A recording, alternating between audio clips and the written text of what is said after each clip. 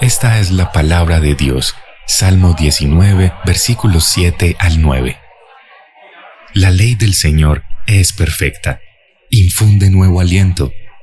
El mandato del Señor es digno de confianza, da sabiduría al sencillo. Los preceptos del Señor son rectos, traen alegría al corazón. El mandamiento del Señor es claro, da luz a los ojos. El temor del Señor es puro, permanece para siempre. Las sentencias del Señor son verdaderas, todas ellas son justas.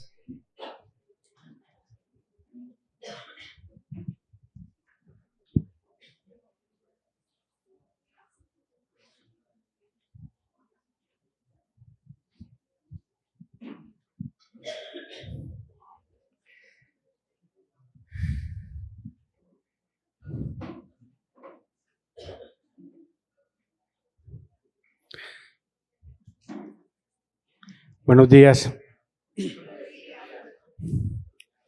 Oiga, no. Llegaron a las 11, todos desayunaditos. Bueno, ya no veo pelo mojado, pero pues, otra vez. 1, 2, 3. Buenos días. Sí, hermanos, o sea, qué gusto me da verles esta mañana, me alegra mucho. ¿A quién le gusta ver noticias? ¿Les gusta ver noticias? Muy bien. Entonces voy a cambiar la pregunta. ¿A quién le gusta ver noticieros? ¿Qué les parecen los noticieros?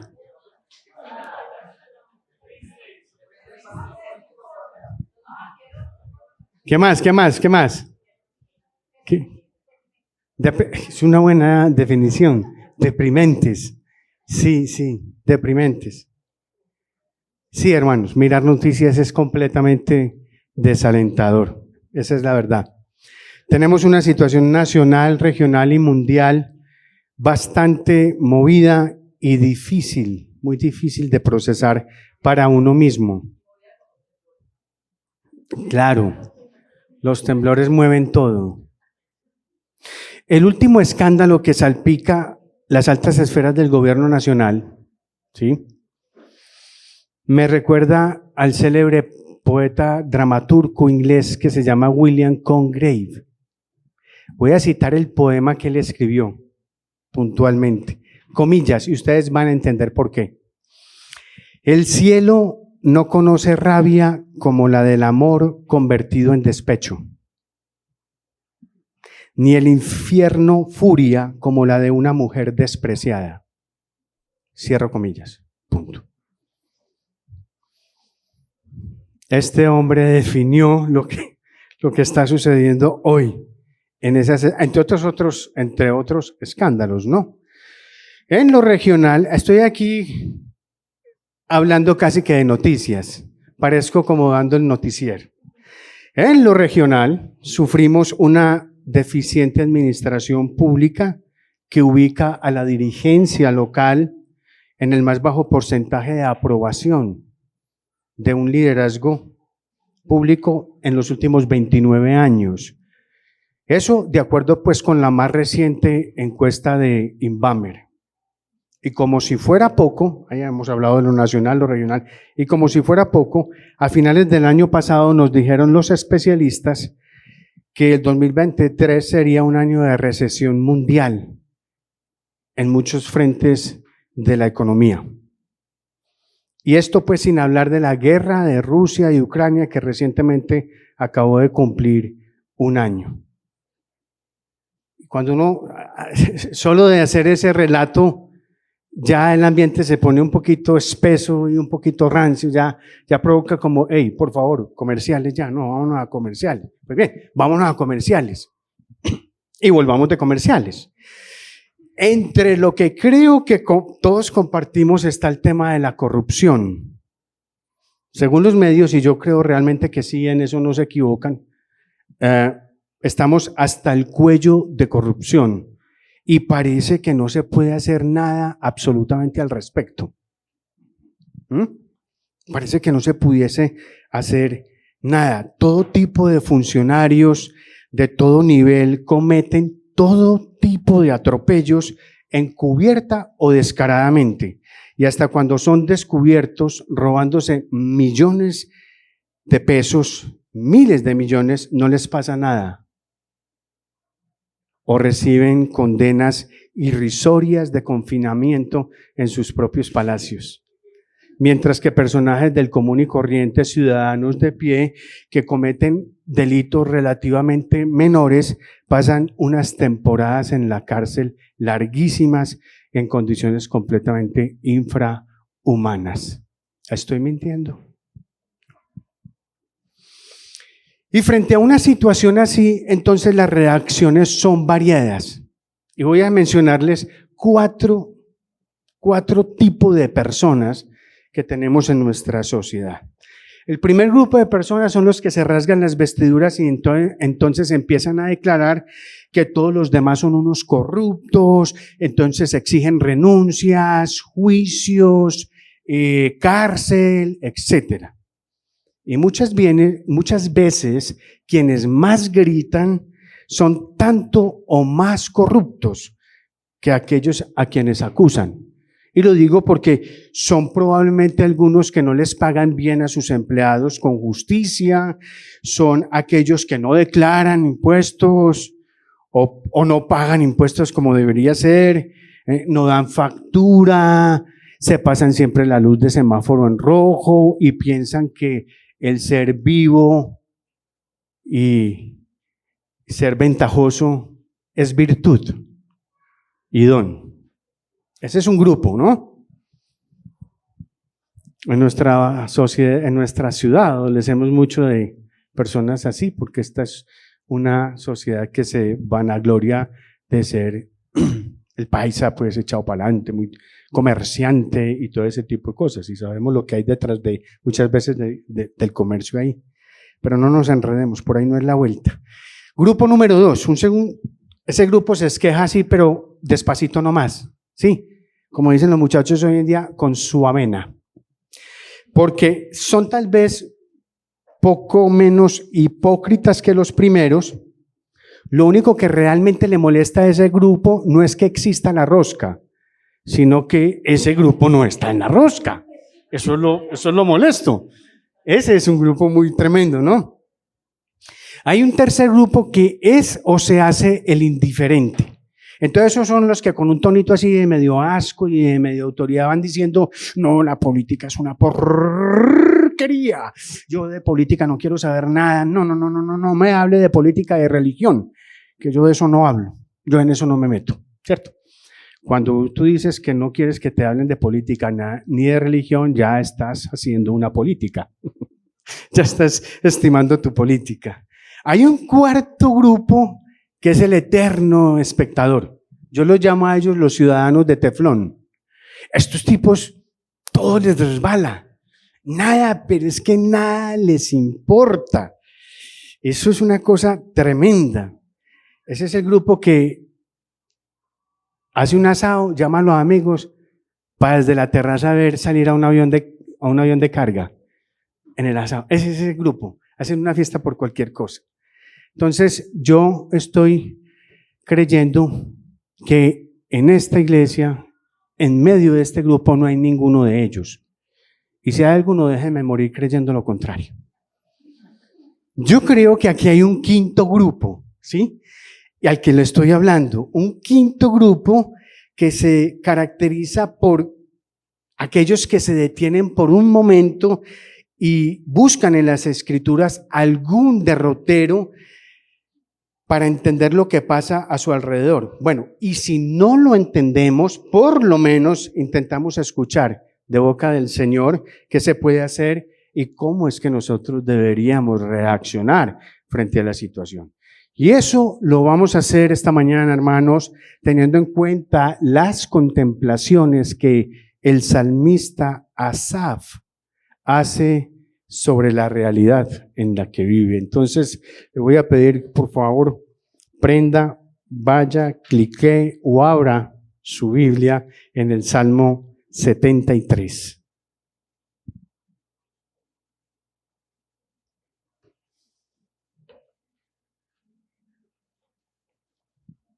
Si alguien necesita una Biblia física, lo levanta la manito.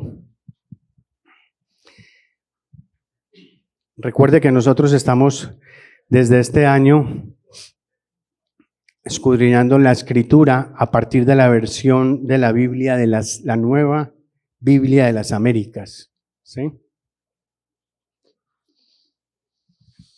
Salmo 73. Ya llegamos.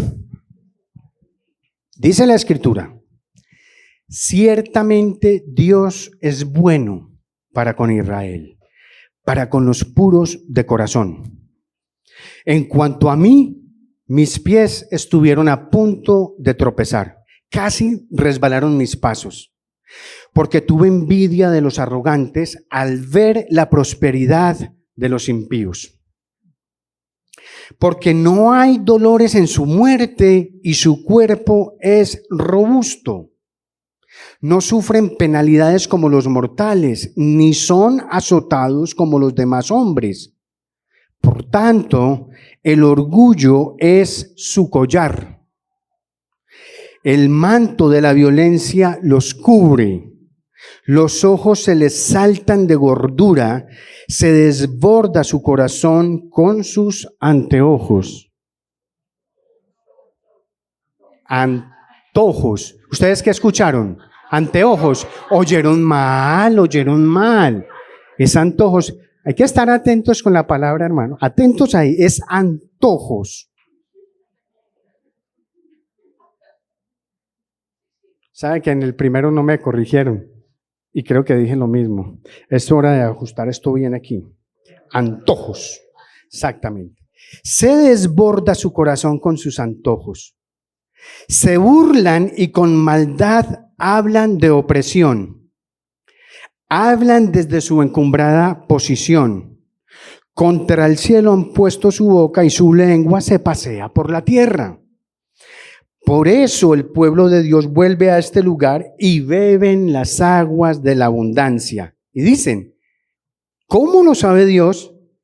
¿Hay conocimiento en el Altísimo? Miren, estos son los impíos y siempre desahogados han aumentado sus riquezas. Ciertamente en vano he guardado puro mi corazón y lavado mis manos en inocencia, pues he sido azotado todo el día y castigado cada mañana. Si yo hubiera dicho, así hablaré, habría traicionado a la generación de tus hijos. Cuando pensaba, tratando de entender esto, fue difícil para mí, hasta que entré en el santuario de Dios. Entonces comprendí el fin de ellos. Ciertamente tú los pones en lugares resbaladizos, los arrojas a la destrucción. ¿Cómo son destruidos en un momento? Son totalmente consumidos por terrores repentinos. Como un sueño del que despierta, oh Señor, cuando te levantes despreciarás su apariencia. Cuando mi corazón se llenó de amargura y en mi interior sentía punzadas, entonces yo era torpe y sin entendimiento, era como una bestia delante de ti. Sin embargo, yo siempre estoy contigo. Tú me has tomado de la mano derecha. Con tu consejo me guiarás y después me recibirás en gloria. ¿A quién tengo yo en los cielos sino a ti? Fuera de ti nada deseo en la tierra. Mi carne y mi corazón pueden desfallecer, pero Dios es la fortaleza de mi corazón y mi porción para siempre. Porque los que están lejos de ti perecerán. Tú has destruido a todos los que te son infieles, pero para mí estar cerca de Dios es mi bien. En Dios el Señor he puesto mi refugio para contar todas tus obras. Padre, queremos darte gracias, Señor, por tu palabra. Qué hermosa es, Señor, cómo nos guía, cómo nos consuela, cómo nos exhorta, Señor, cómo nos acerca a ti. Quiero agradecerte, Señor, por lo que has dispuesto para cada uno de nosotros este día, Señor, los que están aquí presencialmente y aún aquellos que a través de nuestro canal en YouTube nos pueden ver. Bendícenos, Señor. Ayúdanos a entender tu consejo. Guíanos a tu verdad, porque tu palabra es la verdad. Y, Señor, al vaso frágil que hoy estás usando para tal propósito, Señor, ten mucha misericordia de él. Dale gracia ante tu pueblo, Señor, para que pueda expresar tu pensamiento, tu consejo, Señor. Eso sí, sujeto completamente a la voluntad en tu Hijo Jesucristo, porque a Él es el honor y es la gloria, Señor, por siempre. Amén.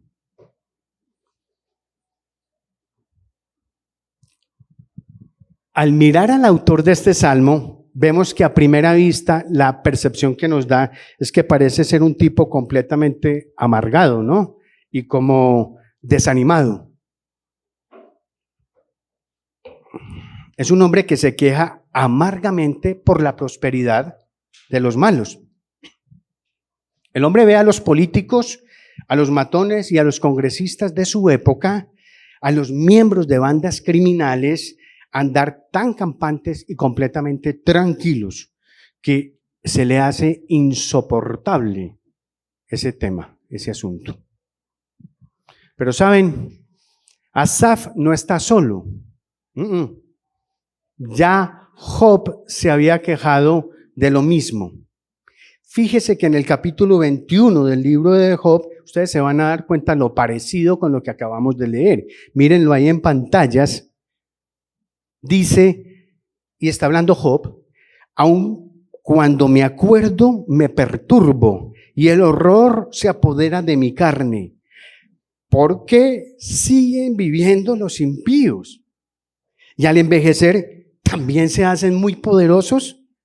En su presencia se afirman con ellos sus descendientes y sus vástagos delante de sus ojos. Sus casas están libres de temor y no está la vara de Dios sobre ellos. Esto es interesante. Su toro engendra sin fallar. Su vaca pare y no aborta.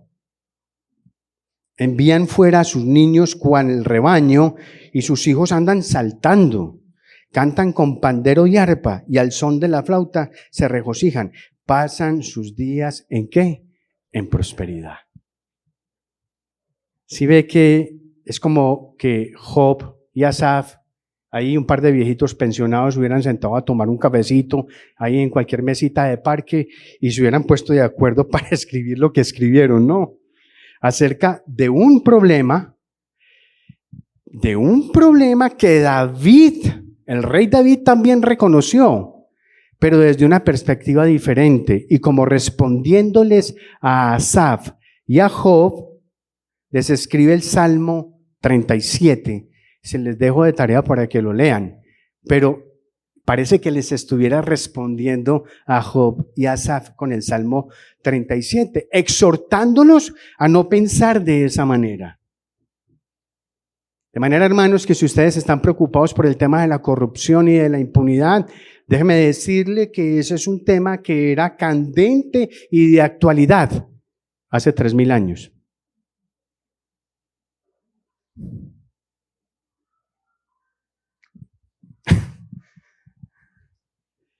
Pero bueno, ¿qué le pasa a Asaf? ¿Por qué está tan frustrado este hombre?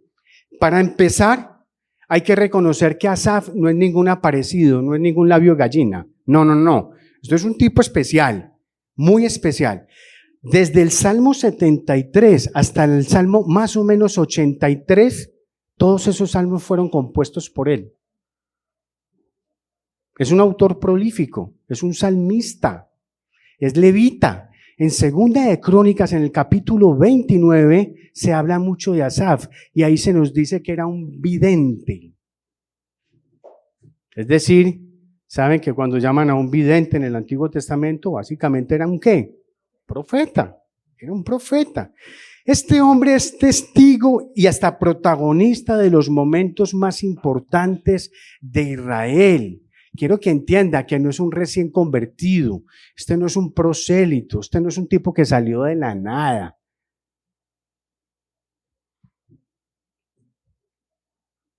Sin embargo, este personaje encumbrado en el mundo del ministerio, alguien tan evidentemente que ha dedicado su vida entera a servir al Señor, que ha visto tantas veces actuar a Dios de maneras portentosas a favor de su pueblo, pareciera caer en las garras de la desesperanza,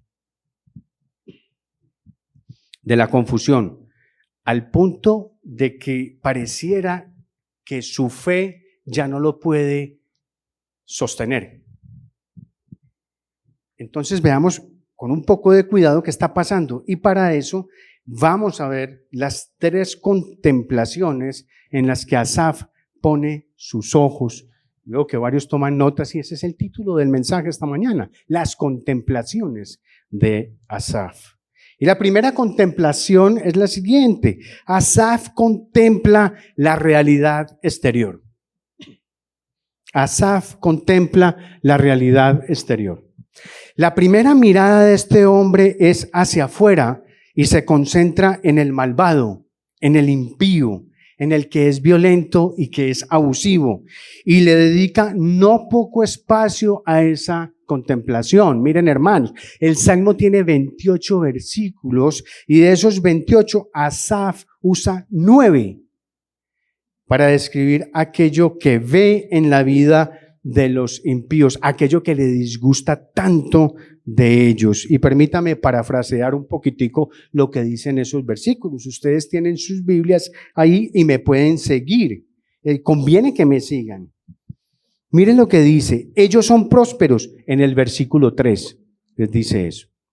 No tienen congojas y son fuertes, es en el versículo 4. No pasan trabajos, nada malo les pasa. Versículo 5. Pueden ser soberbios y violentos. Versículos 6 y 8. Tienen todo lo que se les antoja. Verso 7. Pueden hablar contra el cielo y la tierra. Desafían a Dios. Verso 11. Se hacen ricos sin que el mundo les estorbe. Verso 12.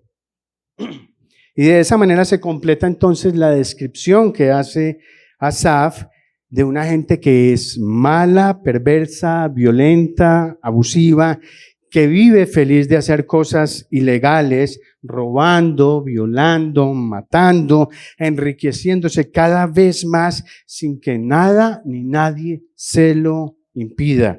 Asaf, hermanos, se vuelve loco pensando que ni siquiera Dios les pone freno a estas personas. Además, como si fuera poco, no solamente que nadie les estorba, sino que la mayoría terminan sus vidas tranquilas, en sus camas, viejos, saciados de todo cuanto quisieron tener, mientras atrás dejaron tiradas sus víctimas, las viudas y los huérfanos de quienes mataron, los despojados y aquellos que fueron desplazados por sus actos y por sus procederes. ¿Les suena familiar esa vaina? ¿Les suena? Pero por si acaso, yo no estoy leyendo el noticiero. El pobre Asaf no puede con esto y estalla. Ahora, vamos a ver más adelante cómo resuelve él su crisis. Pero lo que es evidente es que este hombre en este punto ya no da más. Ya no da más. No puede comprender, él no puede aceptar ni vivir en medio de tanta injusticia, y entonces este hombre clama al cielo en medio de una profunda angustia. Pero seamos honestos, aquí entre nos, ¿a quién no le ha pasado eso? ¿Mm? ¿A quién no? ¿Quién no se desespera al ver tanta gente mala que se sale con la suya sin que nada le pase? Y claro, por un lado están los narcotraficantes, los miembros de bandas o combos, los sicarios, pero ellos no son los únicos. Por el otro lado, entonces, están los ladrones de cuello blanco, personas que se creen muy decentes, pero que se roban por millones los dineros de los pensionados. Se roban el dinero de los programas de alimentación escolar. Y tampoco les pasa nada. Ni siquiera cuando los descubren. Es como para el profesor Girafales. Nada. Y lo cierto, hermanos, es que esa mirada de Asaf es viva hoy, es actual, es presente. Dígame si no por un momento usted dejó de pensar que estaba en el Salmo de Asaf. Yo sé que se le vino cualquier cantidad de cosas a la cabeza en este momento.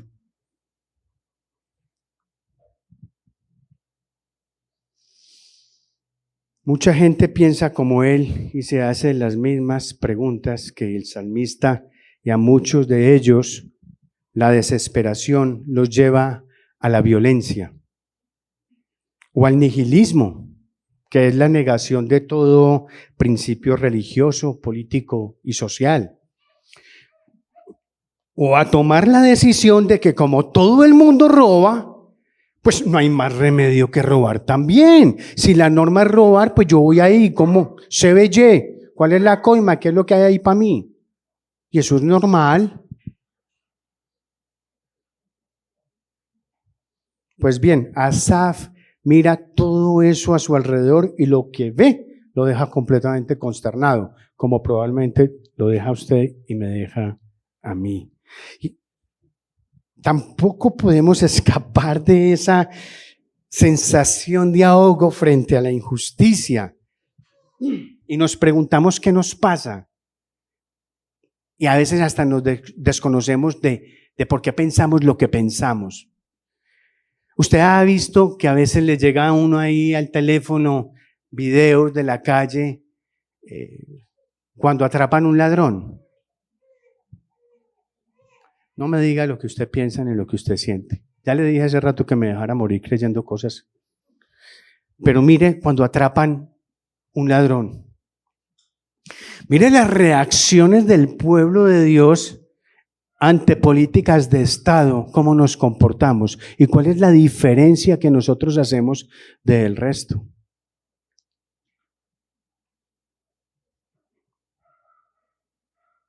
Es increíble, ¿no? Llama la atención. Uno dice, ¿y esos son los cristianos? ¿Esos son los hijos de Dios? Pero, ¿cómo se expresan? En las últimas elecciones fue una cosa impresionante, la manera como uno veía, o sea, eso se hacía tan evidente. Claro, y no podemos creer que estemos pensando y deseando lo que sabemos que está en nuestro fuero interno. Entonces ya no miramos más allá, sino que nos miramos a nosotros mismos. Ya no miramos los malos, sino que nos miramos a nosotros mismos. ¿Qué me pasa? ¿Yo por qué pienso eso? ¿Yo por qué siento eso? ¿Yo por qué tengo esa furia? Porque usted llega y sale y ve el video, dale. Pero hace media hora estabas en la iglesia. Y eso nos lleva entonces, hermanos, a la segunda contemplación de Asaf. Asaf se contempla a sí mismo. ¿Sí? Asaf se contempla a sí mismo. Así como Asaf describe lo que ve allá afuera, también nos describe lo que siente y en un gran acto de honestidad y transparencia nos cuenta lo que ve cuando se mira a sí mismo. Y aquí es donde el asunto se pone muy interesante, porque este hombre dedicó 9 versículos a describir a los malos, pero ahora se ve obligado a dedicar 13 versículos a describir cómo se siente él frente a lo que ve. Y su contemplación hacia adentro no solo es más larga, sino que también es más compleja. y más amarga que la anterior. La mirada la mirada sobre los malos es hasta cierto punto sencilla. Ellos son soberbios, prósperos, caprichosos, violentos, blasfemos, y a pesar de todo les va bien y no les pasa nada y nadie los estorba. Ahora, por el contrario, lo que pasa en el interior de Asaf es muy enredado, muy complejo y muy contradictorio. Y mire por qué. Escuchemos al mismo Asaf pensando en voz alta y hagamos el mismo ejercicio del punto anterior. Permítame, yo le voy extrayendo del texto parafraseado cómo se sentía este hombre. Y sígame ahí en la escritura. Verso 2 y 3 dice: casi me resbalo por la envidia que me producen los malos. ¿Sí? Estamos hablando del salmista Asaf. En vano he guardado mi corazón y lavado mis manos en inocencia. En vano. En vano. O sea, eso no ha servido para nada, de acuerdo a lo que él dice. He sido azotado y castigado. Me quedo sin palabras para explicar esto, dice el verso 15. Tratando de entender esto, fue difícil para mí, dice el verso 16. Hasta que por fin encontré el secreto para entender, el verso 17. Mire lo que dice el verso 21. Estaba lleno de amargura hasta el punto de tener dolor en el pecho. O sea, se iba a infartar. No entendía nada de lo bruto que era Asaf. Bruto Asaf. Bien. Eso dice el verso 22. Me aferré a Dios, dice el verso 23. Entendí que nada tengo ni nada quiero fuera de Dios. El verso 25. Todo mi ser se deshace sin mi fe. Verso 26. Mi salvación está en acercarme a Dios. Bueno, allí hay varios elementos para tener en cuenta. El primero de ellos está la envidia. La envidia que casi lo llevó a deslizarse hacia el abismo. Y si somos, hermanos, brutalmente honestos y totalmente transparentes como él, tendremos que reconocer que sí. Que sí. A veces nos gobierna una envidia corrosiva que no tiene nada que ver con la justicia que decimos defender. ¿Sabe qué? Hermanos, la envidia es como los piojos. Eso le da a cualquiera. A cualquiera. La envidia no tiene que ver con el estrato. Y le voy a dar un ejemplo muy claro de eso, donde usted puede ver un tufillo de envidia. En muchas ocasiones me he reunido con personas queriéndoles escuchar su testimonio de vida. ¿Cómo fue que conocieron al Señor? ¿Cómo fue que el Señor los alcanzó? Dedicamos una horita a ese diálogo. De esa horita, 40 minutos, 45 y a veces hasta 50, el relato se relaciona con lo que yo era antes de conocer al Señor. Eso me cuentan los galanes que fueron, las mujeres que conquistaron, todo lo que hicieron, los negocios que tuvieron, a quienes tumbaron, cómo eran de no sé qué. 45, 50 minutos. Un par de minutos para el instante en que el Señor los alcanzó. Y lo que queda de tiempo es, y hasta aquí el Señor ha venido trayéndome, hermano, y aquí voy caminando con el Señor. Así se reduce la historia del testimonio de fe de muchos. Y yo cuando veo eso, hermanos, dígame si no, yo pienso cuando tú le dedicas 45 minutos a contar lo que tú eras cuando eras un zombie viviente, es decir, un muerto en vida, algo tiene que estar anhelando, algo tiene que estar por allá. Es que sacan pecho, hinchan, se engrandecen. No se imagina, pastor, llovían las mujeres. Pero parece ser que la que tiene ahora, pues no, como que es una pequeña llovizna y no. Sí, pues, porque pues Eso era aquel, pero ahorita no. Sí, hermano, sentir envidia de los malos, hermano, hay que ser muy, pero muy torpe para sentir envidia de los malos. Pero la verdad es esa, hermanos, que a veces nos gana nuestra propia torpeza, como se lamenta Asaf en el verso 22. Además de la envidia, Asaf nos habla varias veces de confusión, de no entender, de estar perdido, de sentirse completamente torpe. Y eso no hay nada más real que eso. Muchas veces nos encontramos en el ejercicio de nuestra fe, en nuestra caminata, en nuestros intentos de entender, de entender que la vida nuestra tenga algún sentido y nos damos de narices, porque la realidad es que la vida sencillamente muchísimas veces no tiene sentido. Esa es la verdad. La vida para muchos no tiene sentido. Las piezas del rompecabezas no encajan. A veces faltan piezas, en otras ocasiones sobran. Y punto. Y no podemos explicar sencillamente por qué a las personas buenas les pasan cosas malas y por qué a los delincuentes no les pasa nada. No entendemos por qué una bala perdida mata a un gran padre de familia, a un gran esposo, a un hijo de Dios, a un hermano fenomenal, a un ciudadano excepcional. Y cómo cogen a ráfaga a un delincuente en una cosa. Ninguna bala toca un órgano vital.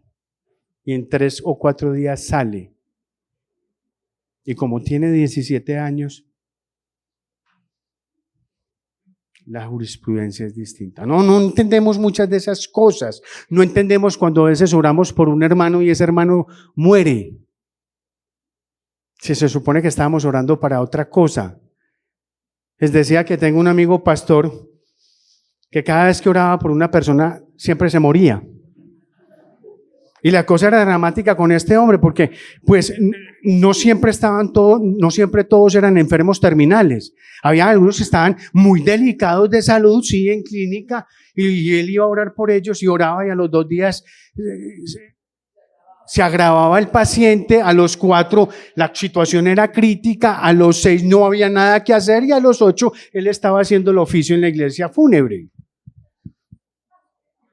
Sí, al pastor lo llamaban el pastor pasaporte, porque despachaba a todo el mundo. Eso es verdad. Eso era de pánico ya al final cuando decían. Y no sabemos, no podemos explicar eso, hermanos, no podemos explicar eso. Y claro, no lo podemos explicar y eso es incómodo, y eso duele, eso nos desubica y a veces se hace, francamente, hermanos, completamente insoportable. Sí. Siempre nosotros queremos entender todo, pero la verdad es que muchísimas veces no entendemos nada. No hace mucho hablaba con unas personas que me comentaban algunas cosas de su vida y de verdad, ni que hubieran maldecido a un pastor en un culto, hermanos. De todo, en la inmunda, eso le pasó de todo. Pero de todo. Fueron 40 minutos de un diálogo en el que la cosa era verdaderamente difícil.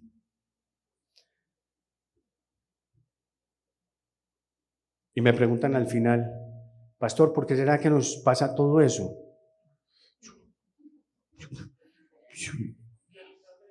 Y yo, ¿qué voy a saber, mijo? No sé lo que me pasa a mí. ¿Por qué me pasa lo que me pasa? Voy a saber. No, puedo orar. Sí, claro, puedo escucharte. Puedo llorar contigo. Pero muchas veces nuestras historias no tienen sentido ni para nosotros mismos ni para nadie más. Al final, hermanos, Asaf nos dice que él resolvió su crisis aferrándose al Señor, reconociendo que no tiene a nadie sino a Él, que Él es lo que le da sentido a la vida. Reconoce que la prosperidad no es la que le da sentido a su vida, ni tampoco la comodidad, ni siquiera el que las cosas estén bien o que todo parezca justo. Lo único que pudo salvar a Asaf de sí mismo y de sus circunstancias fue el esconderse en Dios y en su fe en el Señor. Eso fue lo que lo salvó de la locura, o de botar su fe por la ventana, o de abandonarse a la desesperación.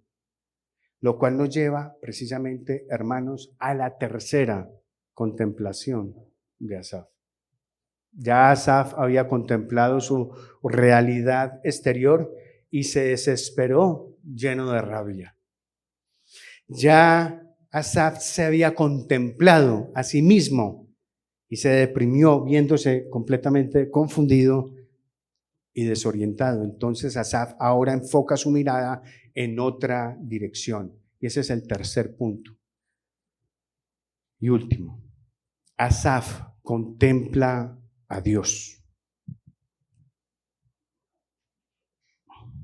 Mire qué interesante esto.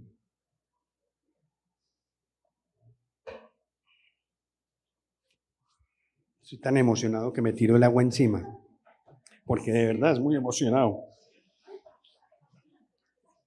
Es un efecto de la predicación. Fue intencional. Es interesante ver que Asaf no escribe desde la desesperanza. Mire usted, sino desde el conflicto ya resuelto. Porque miren cómo empieza el Salmo. Vayan ahí que esto es fenomenal. Miren cómo empieza el Salmo 73. Ciertamente Dios es bueno para con Israel, para con los puros de corazón. Antes de empezar a quejarse el salmista, él reconoce que Dios es bueno para con Israel. Él no estaba escribiendo desde su crisis, ya había resuelto su crisis. Asaf mira arriba y lo que ve lo lleva a decirnos que Dios es bueno en el verso 1. Nos dice que cuida de su pueblo y le provee en el verso 10. Que puede que parezca dormido, pero ay de los malos cuando Él despierte en el versículo 20. Que Dios dirige a su amado y que éste, protegido como un niño, al final será recibido en gloria, dice el verso 23 y 24. Y que ese Dios es la roca del que desfallece, versículo 26. Y destruirá a todo el que se aparte de él, en el verso 27.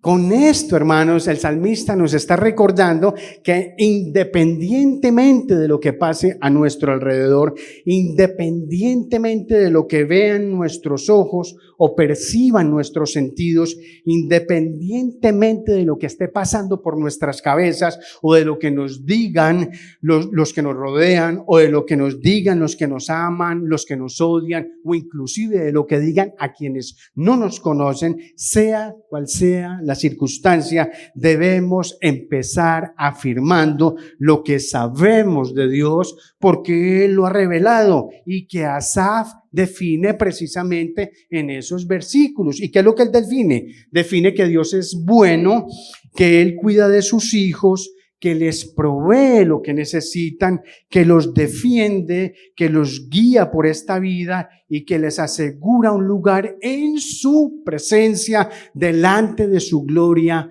por siempre.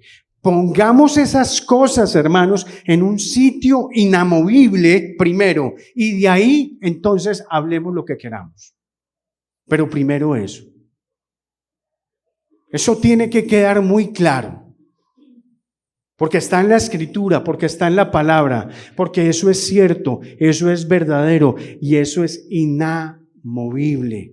Y sobre eso es que nosotros nos sentamos y descansamos. A partir de ahí, haga la elucubración que usted quiera hacer, haga la reflexión que quiera, pero sentado desde ahí. Tenemos que empezar, hermanos, por poner a Dios en su lugar correcto.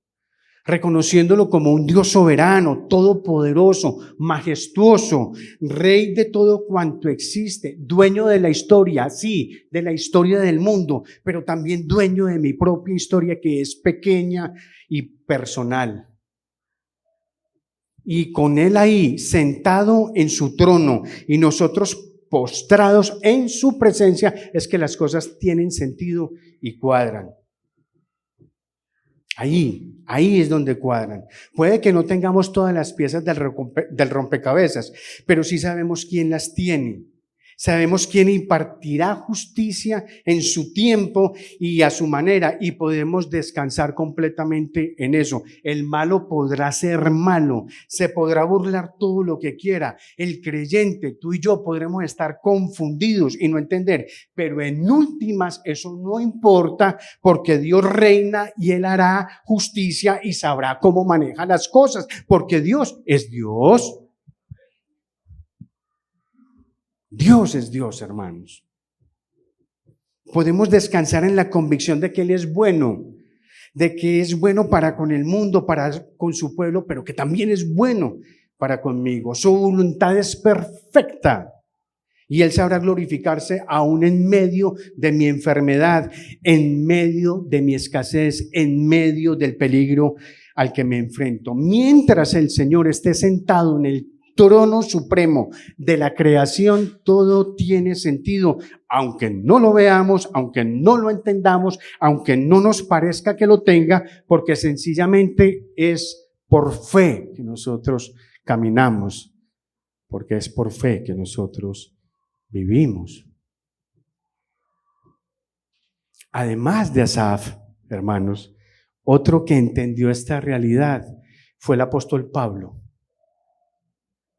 Sí, Pablo miró su realidad exterior y se desesperó. Por ejemplo, se desesperó con la torpeza de los Gálatas. En Gálatas 3:1, él se queja porque estos Gálatas estaban devolviendo a los rudimentos de la ley. Por eso los llamó insensatos. Parece ser que el texto en su versión original también involucra la palabra idiotas. Idiotas, dice el texto original. Insensatos. Se peleó con sus hermanos judíos y deseó que fueran mutilados aquellos a quienes llamó perros mutiladores del cuerpo, en esa sensibilidad de bulldozer que caracterizaba al apóstol Pablo. Perros mutiladores del cuerpo en Filipenses 3:2, que querían circuncidar a todo el mundo. Pero después se miró a sí mismo y declaró desesperadísimo en Romanos 7, ¿qué dijo? Miserable, miserable de mí.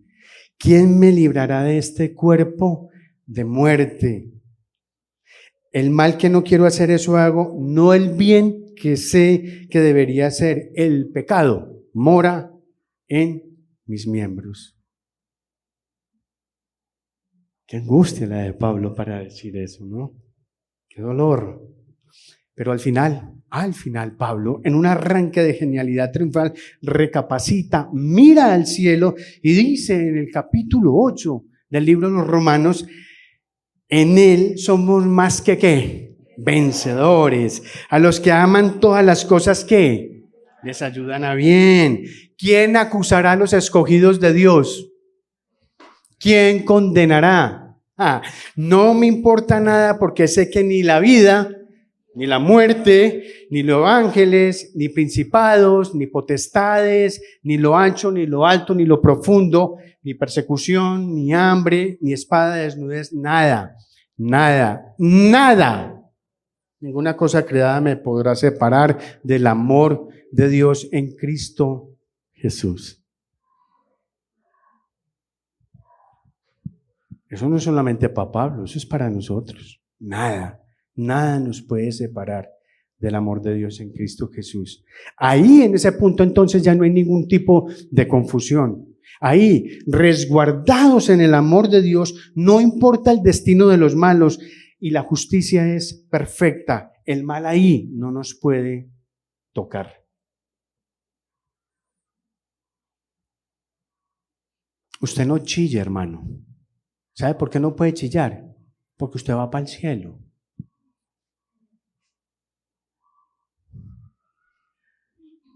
Uno chillando, yendo para el cielo.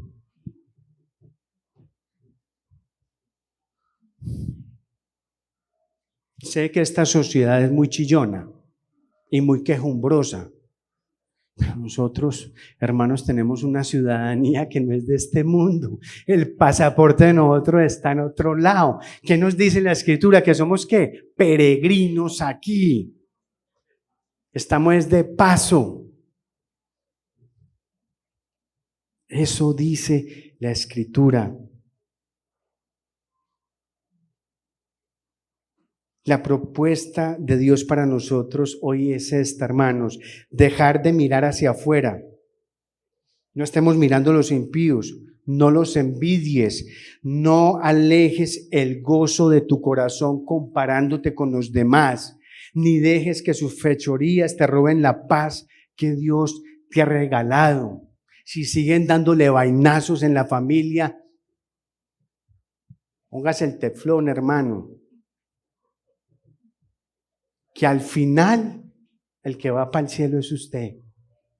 Al final el que va para el cielo es usted. Tampoco, hermano, se angustie por ser como es, o por lo que no es, o por lo que cree que no es, o por lo que cree que debería ser. Nada de eso importa, porque a usted Dios lo aceptó tal cual usted es.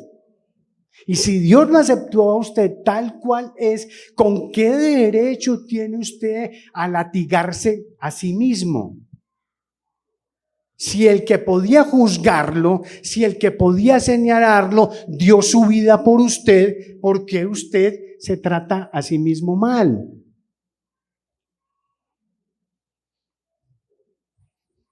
Lo único que importa, hermano, es que usted es un hijo amado, es una hija amada, que Él es nuestro Padre.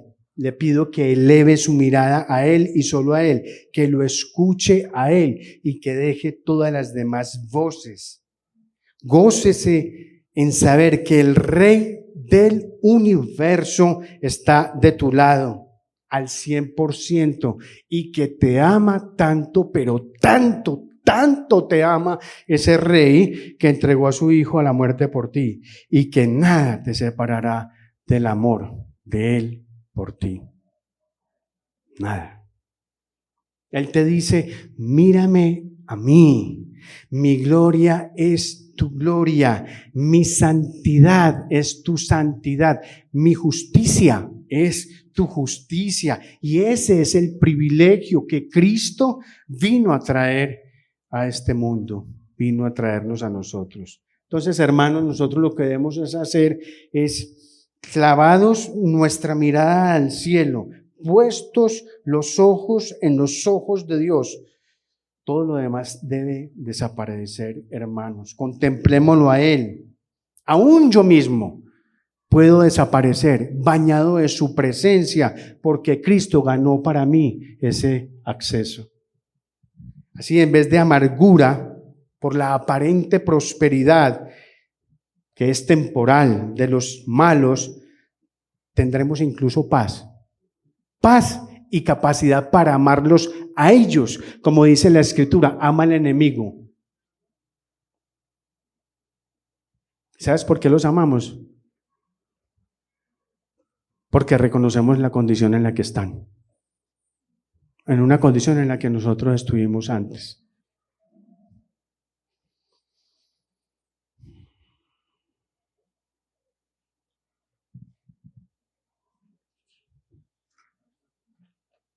Hermanos, solo así, y entonces se podrá manifestar en nosotros el amor, el gozo, la paz, la benignidad, la bondad, la fe, la mansedumbre y la templanza. Es decir, el fruto pleno del Espíritu Santo en nuestros corazones podrá mostrarse en la manera en la que amamos a Dios con todas nuestras fuerzas, con toda nuestra mente, con todo nuestro corazón, cuando amemos así a nuestro prójimo. Y sí, amigos, mirar noticias es desalentador. Mirarnos a nosotros mismos es perturbador. Pero mirar a Dios es completamente esperanzador. Oremos.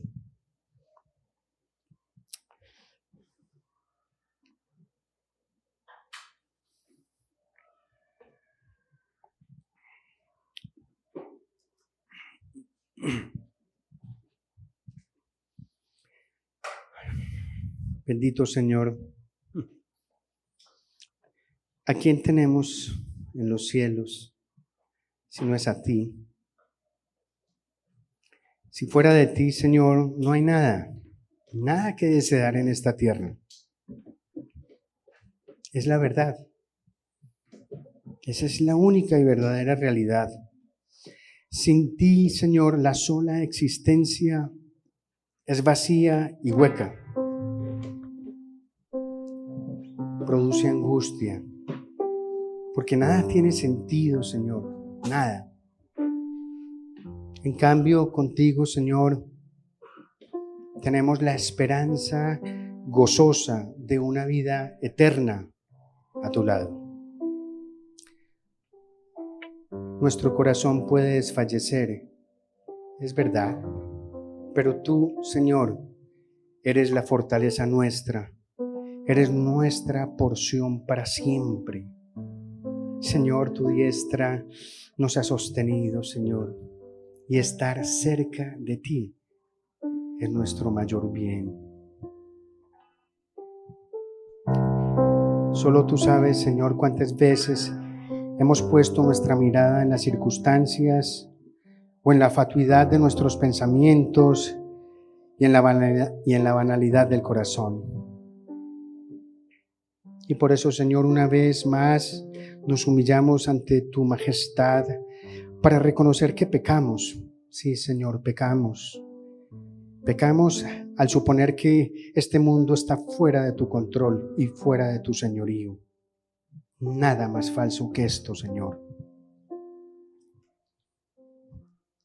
Bendito Padre, una vez más venimos a ti, escondidos en tu Hijo Jesucristo, para suplicar tu perdón por desconfiar de tu justicia, porque ciertamente tú eres un Dios justo.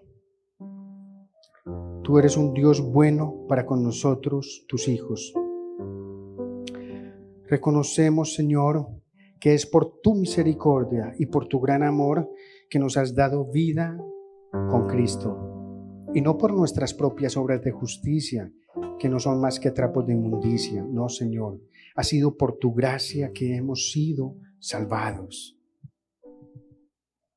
Ayúdanos, Señor, a mantener la mirada puesta en tu Hijo, el autor y consumador de la fe, el cual por el gozo puesto delante de él sufrió la cruz, menospreciando el oprobio y sentándose a la diestra de tu trono, oh Dios altísimo.